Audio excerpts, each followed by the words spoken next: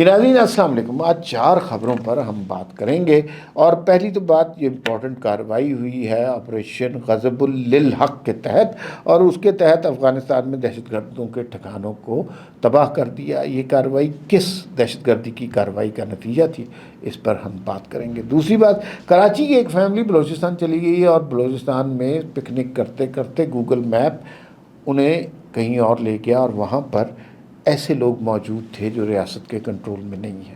اس family کے ساتھ کیا ہوا، بڑی لرزہ خیز داستان ہے، اس پر ہم بات کریں گے۔ پاکستان کا بہت بڑا channel, top brand news channel کا جیو نیوز، ان سے غلطی ہوئی اور اس غلطی کی پاداش میں جیو نیوز کو بند کر دیا گیا 15 دنوں کے لیے۔ یوٹیوب چینل بھی بند کر دیا گیا۔ غلطی کیا ہوئی، ممبران نے کیا ایکشن لیا، اب حالات کیا ہیں، اس پہ بات کریں گے۔ اور آخر میں آزاد کشمیر میں الیکشن میں استحکام پارٹی کا رول کیا ہے اور ابھی کیا ہے۔ بلکہ یوں کرتے ہیں، نہیں پہلے آپ اس چینل کو سبسکرائب کر لیں، بیل آئیکن کو پریس کر لیں، اور تاکہ ہر ویڈیو آپ تک پہنچتی رہے۔ سب سے پہلے آزاد کشمیر کے حوالے سے بات کر لیتے ہیں۔ اچھا، آزاد کشمیر میں جو بھی تازہ ترین اطلاعات آ رہی ہیں، محمود خان اچکزئی، مصطفیٰ نواز کھوکھر اور شاہد خاقان عباسی، عمران خان کے ایک وکیل تھے، وہ سارے قافلہ بنا کر وہاں جا رہے تھے، جنہیں پولیس نے روک لیا تھا، اور وہ لوگ واپس آ گئے۔ میرے خیال میں ان لوگوں کو جانے دینا چاہیے، کوئی اتنا بڑا مسئلہ نہیں تھا، یہ لوگ چلے جاتے کوئی خبر نہ بنتی، یہ لوگ نہیں گئے تو اب یہ خبر بن رہی ہے۔ تو میرے خیال میں جو ارباب بست و کشاد ہیں، ان کو تھوڑا سا ذہانت سے کام لینا چاہیے کہ ایک نان ایشو کو ایشو بنانے میں وہ کامیاب ہو جاتے ہیں، جس کا نقصان انہی کو ہی ہوتا ہے۔ تو یہ نہیں ہونا چاہیے تھا کہ وہ اگر جانا چاہ رہے تھے ان کو جائیں، وہ کوئی مطلب انڈین ایجنٹ تھوڑی ہیں، پاکستان کا سابق پرائم منسٹر ہے، اس کا حق بنتا ہے وہ جا کے، اگر وہ کوئی مذاکرات کی بات کرنی تھی نا تو وہ انہیں کرنے دینا چاہیے تھا۔ کشمیر کے اندر الیکشن کی جو صورتحال ہے اس کے اوپر اگر ضرور بات کرنی چاہیے۔ 2 چہرے ہم کشمیر کے دیکھ رہے ہیں، ایک جگہ جہاں الیکشن کی تیاری ہو رہی ہے، دوسری جگہ جہاں راولہ کوٹ میں دھرنے والے بیٹھے ہیں۔ تعداد کم ہوتی جا رہی ہے، حلقہ اثر کم ہوتا جا رہا ہے، کشمیر میں بازار دکانیں اب کھلنا شروع ہو گئے ہیں، یہ ایک ڈیولپمنٹ ہوئی ہے۔ اور باقی جگہ الیکشن کی کیمپین شروع ہو گئی ہے، نون لیگ لیڈنگ پارٹی ہے، اور چونکہ وفاق میں ان کی حکومت ہے، لہذا یہی سمجھا جا رہا ہے کہ وہی اپنی حکومت بنائیں گے۔ لیکن یہی ہم نے GB میں بھی سمجھا تھا، اور وفاقی حکومت نے منہ کی کھائی اور پیپلز پارٹی نے حکومت بنا لی۔ اب یہاں پر یہ ہو رہا ہے کہ بنیادی مقابلہ نون لیگ اور پیپلز پارٹی کے درمیان ہے، اور اس میں یہ جو مسلم کانفرنس جو ہے اس کے ساتھ نون لیگ مل کر الیکشن لڑ سکتی ہے۔ سردار عتیق احمد اور غلام قادر صاحب یہ مل کے ایک مل کے الیکشن لڑ سکتے ہیں۔ دوسری جانب پیپلز پارٹی اپنی کھیل کھیل رہی ہے، لیکن جو اس میں انٹرسٹنگ کیریکٹر ہے کہ ہر کانسٹیٹیوئنسی کے اندر 3-4 امپورٹنٹ کینڈیڈیٹس ہوتے ہیں، کسی ان میں سے ایک نون لیگ نے لے لیا، ایک پیپلز پارٹی نے لے لیا، اور پھر بھی کچھ لوگ بچ جاتے ہیں۔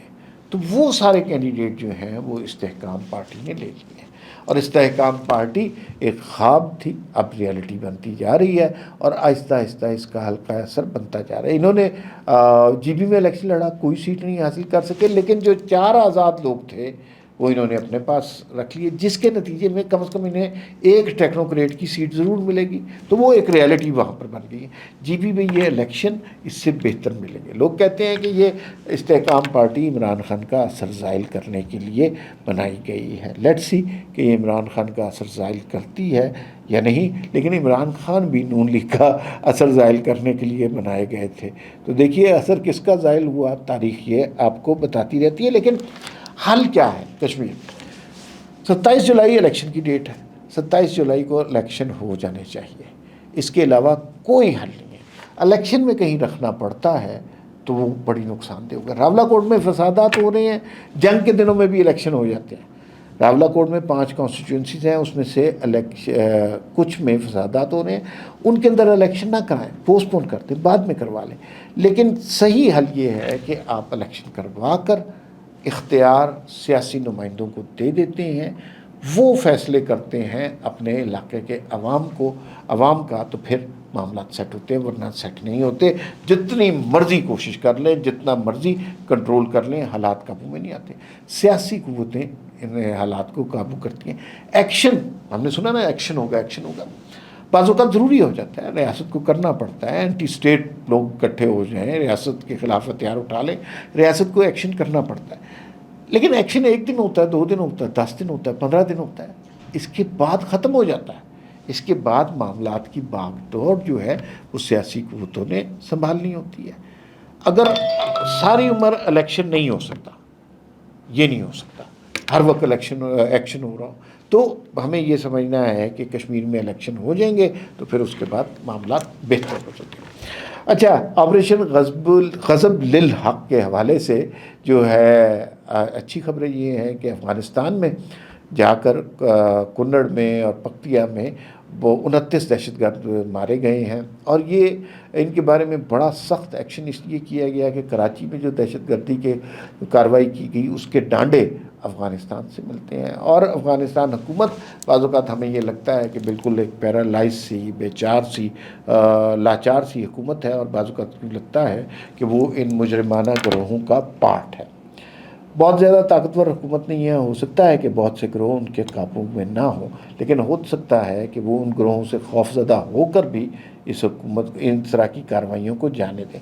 پاکستان نے فیصلہ کر لیا ہوا ہے کہ اب برادر اسلامی ملک والی کہانی کوئی نہیں ہے، ہم ہارڈ اسٹیٹ بن گئے ہیں، آپ کی طرف سے دہشت گردی کی کارروائی ہوگی، ہم اس کا جواب دیں گے اور آپ گھس کے ماریں گے، اور وہی پاکستان نے کیا تو ان کا نقصان ہوا، لیکن یہ شرارتی لوگ ہیں پھر آئیں گے اور پھر ایک دفعہ کارروائی ہوگی۔ مجھے یوں لگتا ہے کہ جب تک آخری دہشت گرد صفحہ ہستی سے مٹ نہیں جاتا، ان شرارتی لوگوں سے شرارت کی توقع کرتے رہنا چاہیے۔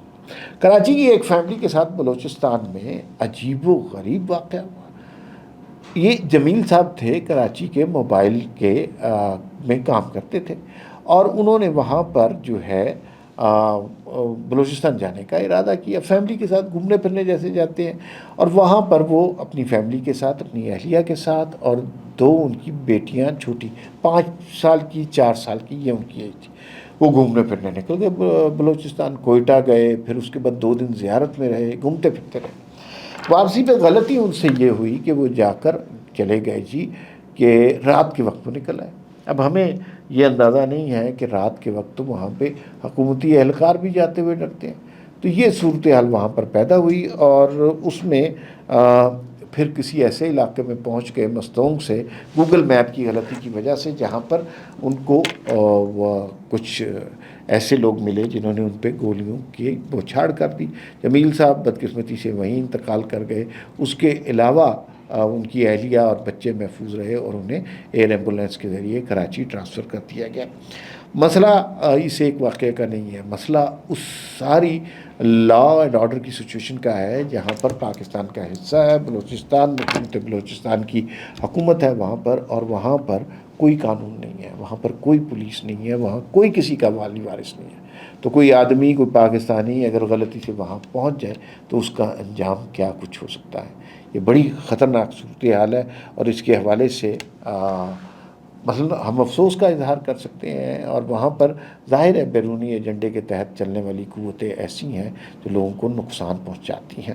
آخر میں ذرا بات کر لیتے ہیں جیو نیوز کے حوالے سے۔ جیو نیوز پاکستان کا بہت بڑا چینل ہے، محرم کے دنوں میں ان سے کچھ غلطی ہوئی ہے، اور 10 محرم کو شام 7 بجے ایک انہوں نے پروگرام کیا محرم کے حوالے سے، اس کے اندر 5 سے 7 منٹ کا ایک ویژول تھا جو اسلامی تعلیمات کے منافی ہے، اور وہ ویژول چلا، اور اس کے بعد سب سے پہلے جیو کی اپنی انتظامیہ نے اس کو دیکھا، اور اس کے بعد انہوں نے اس کے اوپر نوٹس لیا۔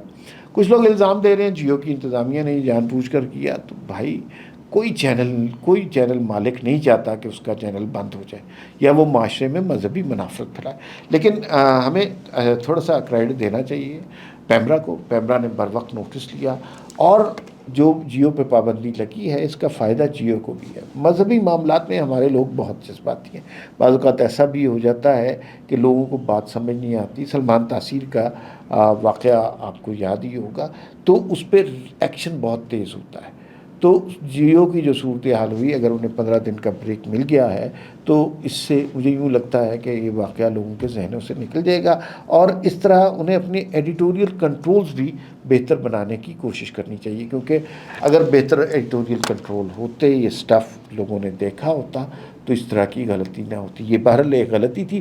جیو نے اچھا کیا کہ معافی مانگ لی، لیکن پیمرا نے بھی اچھا کیا کہ نوٹس لیا اور جیو کو بین کر دیا. فی الوقت اتنا ہی، پھر ملاقات ہوگی. اللہ حافظ.